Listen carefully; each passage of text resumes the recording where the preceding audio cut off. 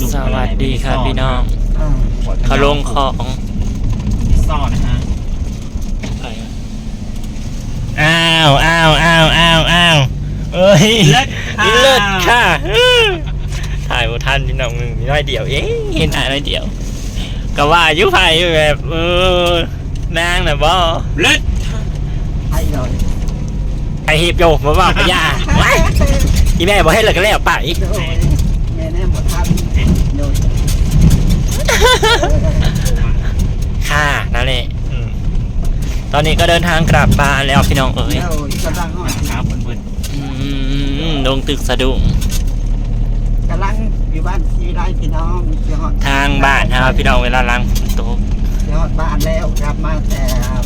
ฝนตกแห้งอยู่บ้านเฮาพี่น้องเอ้ยเร็วถามมาเบิ่งน้ำให้น้ำหน้าอยู่บ้านตัดไทยเงา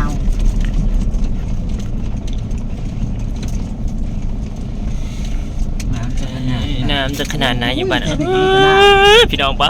ผมพาไปผมมีน้ำพี่น้องพาไปคือผมมีน้ำเนาะนี่แม่ฝนตกตั้งแต่8 โมงจะทอดเที่ยงยังไงตอนมันมืดคึ้มนะเฮายังอยู่วัดนะปุ๊น้ำเต็มให้ล้นคันพี่น้องเอ้ยประวัติทางนั้นทางนี้ก็เต็มกันนะแม่ตกสับได้แรงเนี่ยนะพายุข่าวพี่น้องเอ้ยยับพายุอีหยังบุ๊วันที่26พายุเนี่ยน้องเขาจะว่านะแม่ก็เลยเขามาหอดบัตรเต็มให้เต็มคันเลยโอ้ยขยันตุ๊กตาก็ได้พี่น้องมาแรกไปหายังกลมยังเขียดได้แม่คนนี้บริกุ๊บเก็บออกห้องสนั่นนะครับกบออกหาคู่ทางพี่น้องบนทางลุ้มมาให้ว่าเขาย้อนจะท้ายหุดแล้วแม่น้ำนี่เนาะคนนั้นใช้หุดเทมขนาดข้าวหม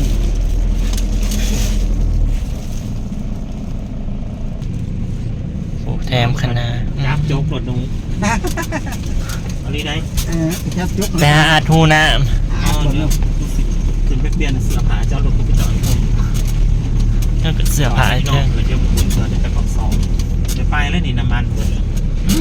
น้ำเขาคือเจ้าว่ามาหรือเจ้าเนาะแม่ไปคือกันโดยแม่เจ้าสองยี่เม็ดเจ้าพันยังไงพันกลางขอกลางเนาะเขากลางแม่จะกินแซ่บอะไรจะมันจะออกจากนอนลงวันซุกจากสมาแล้วมันแล้วมันซุกก็ได้ต้องมีวันประหารทุกมื้อเนาะทุกบ้านนี่ทางบ้านนะฝนตกดีอะไรเลยพี่น้องมันฝนตกแห้งเดียวกลางข่าวมันแข็งเลยที่เขาแส่อยู่นะเพราะแต่ก้าวผัดบดแข้งขึ้นมาไก่กิโลลูกว่าแต่ก้าวนะบดแข้งมาผวาแข้งเขาลูกแข้งแม่นั่นเรื่องซาคอนมันจะเปลี่ยนนะเขาป้าไว้เพิ่งบอกว่าแข้งไอปีละแข้งนะบอกใช้ปีเดียวอีแม่แข้งแล้วน้ำเต็มให้โดนคันพี่น้องเอ้ยบ้านเฮาอยากเห็นตอนมันตกดิฝนฟ้าบริห้องไปได้ดอกพี่น้องมีแต่ฝนตกแล้วต่อยพายุเนาะก็จะสิเลยนะพี่น้องทั้งหนาเต็มเลยได้ทั้งวันมันเป็นชนิดนี้แล้วบาทอันนี้ไฟก็ไม่ใช่อีแม่จักว่าวอีอะไรบ้างพี่น้องเอ้ยยุดสักก่อนแม่เลยถ่ายคลิปสักก่อนแป๊บนะมันแห้งมาเอาดีเนาะน้ำพี่น้องเอ้ยมาเล่นน้ำเศร้าเอ้ยเด้อค่ะปีใดคนนาโนเล่นน้ำปีกานี่บอกปีกานี่เล่นน้ำคนเดียวผ่าก็มาเหลือเปี่ยงใส่ป้าไทยตอนนั้นนะแกมสูงนะแล้วกุศลกะก่อนนะถ้าไปเบิ่งน้ำอยู่บ้านเฮาพี่น้องมาถึงบ้านแล้วค่ะพี่น้องน้ำเต็มให้ล้นคันพี่น้องเอ้ย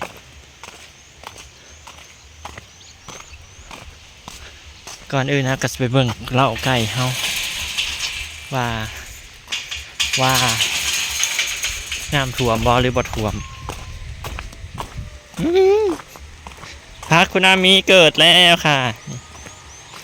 พักบุ้งค่ะฝนกระตกเยอะพี่น้องหาขัดจ่องบ่เห็นพักบุ้งพักบัวปลูกแนวนี้มันปลูกยากพักนะเพราะมันเปื่อยโกงอะไรเอาลงมากกับพี่น้องเลยติดเลยได้นี่หัวซีคายติดหมดแล้วค่ะมาเบิ่งเล้าไก่เราน้ำท่วมไหม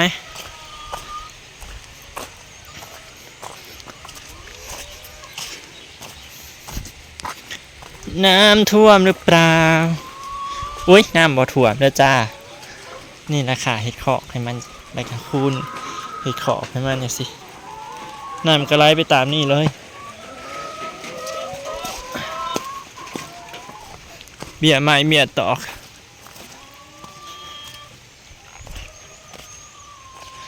เบี้ยหมักแตงเบี้ยหมักทั่วโอ้ยอันนี้คือบ่เกิดเจ๊หน่อยหมักบัวพี่น้องเอ้ยเกิดพุ่มเดียวเนี่ยทั่วอันนี้ทั่วฝักยาวนะคะปลูกตามธรรมชาติอันนี้ทั่วพุ่มอุ้ยอันนี้กำลังเกิดงอกพี่น้องนี่กำลังเกิดงอกนี่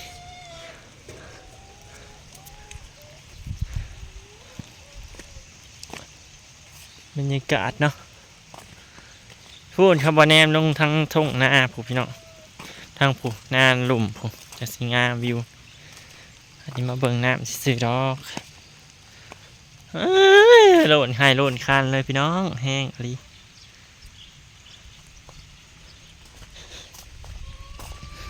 น้ำน้องก็กลายเป็นขี้ร่ายเลยไปจากน้ำใสๆขุ่นหมดแล้วนะคะตอนนี้อย่าโน้มเบิ่งให้เบิ่งหน้าซะก่อนปลากันยังบ่อนบ่เปียอยู่พี่น้อง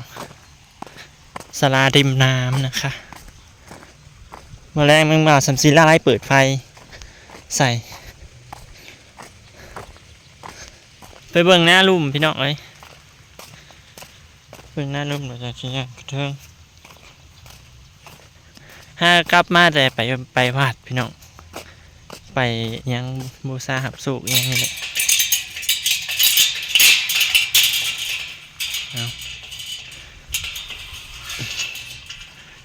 เขาเห็นนะได้ประตูนี่ก็ได้พี่น้องเมืองนี้กว่าที่ดินเต็มไปแล้วลองประตู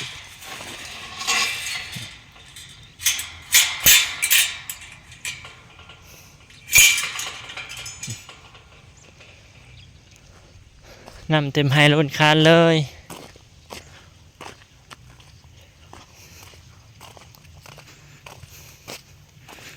บรรยากาศบ้านลานสีเขียว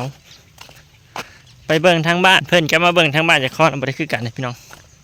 เป็นยังเจ้าบ่คือกันคือเข้าไปทางนั้นนะมันสิมีป่าไม้แนมไปได้ก็เป็นป่าเบิดหน้าให้หน้านี่ก็เป็นป่าบัดมาบ้านเฮาโอ้ยมีแต่ให้หน้าบ่มีป่าเลยค่ะพี่น้องป่าก็น้อยเดียวเองผู้ใดอามินบ่ฮะคุณอาวฮะเนี่ยไปปลูกนะฮะนะป๊าดทองไห้ทองนาเฮาโอ้ my god ลูกหกกบ3 สิลายปีนี้พี่น้องกบกับสิลายแน่ปีนี้เบิ่งนะฝนตกแต่หัวที่น้ำค้างแต่หัวที่กบกระดาวก็ตายเลยนะถือฝ่าผ่าแล้วตายเลย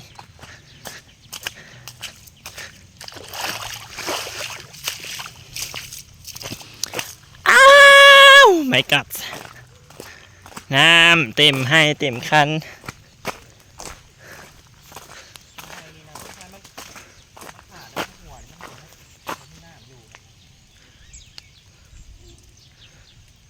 เที่ยงหน้าหน่อย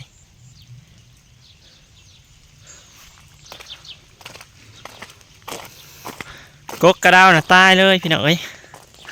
กกชะดาวเป็นวิวที่สวยมากกว่านี้นี่แหละวิวหน้าเฮาก็ได้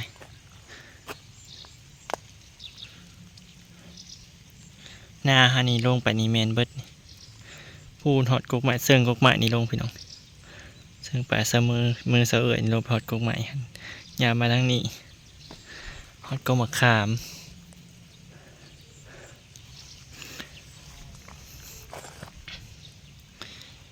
ฝนตกแห้งที่สุดในรอบแรกที่แห้งที่สุดมันบ่อย่างรอบแรกแล้วมันหลายรอบเลยแต่ว่าพายุรอบแรกเนาะว่าพายุนะคะพายุเข้านะคะรอบแรกนะคะ อันนี้คือรอบแรกนะคะคือการก้าวกลางซิปนะพี่น้องเนาะคือการก้าวกลางซิปนั่นได้คือแบบฝนตกแล้วมาอะไรกะมืดครึ้มนะสิแต่ก็ตกลิ้นนะ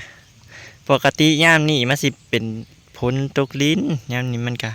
เป็นหาป่าหกเนาะมันกะตกแล้วมันกะยุดแล้วกระเด็ดออกอันนี้เพราะว่าตกลิ้นโอ้ยชาน้ำฮะ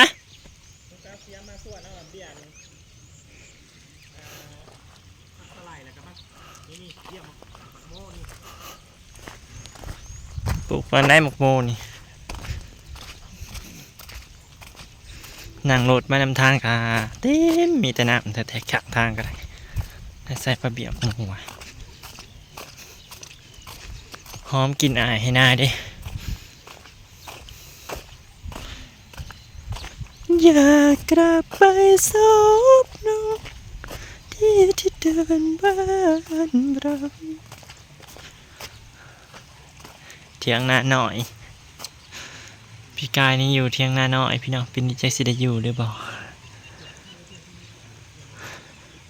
บรรยากาศเที่ยงนาเนาะที่คุ้นเคยปีนี้แห้งแล้งหมายถึงว่ามีเบี้ยงแต่งเลย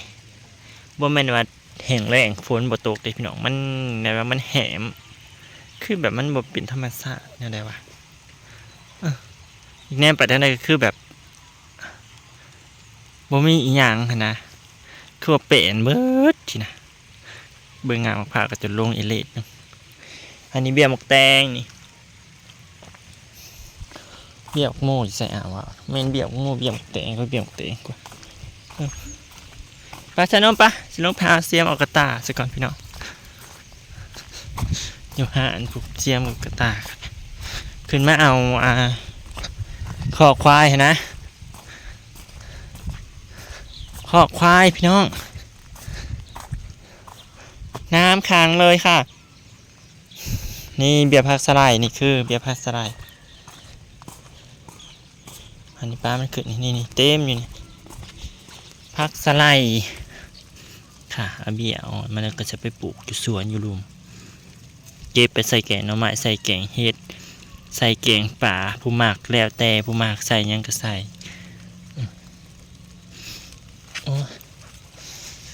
บรรยากาศสิประมาณนี้พี่น้องเลย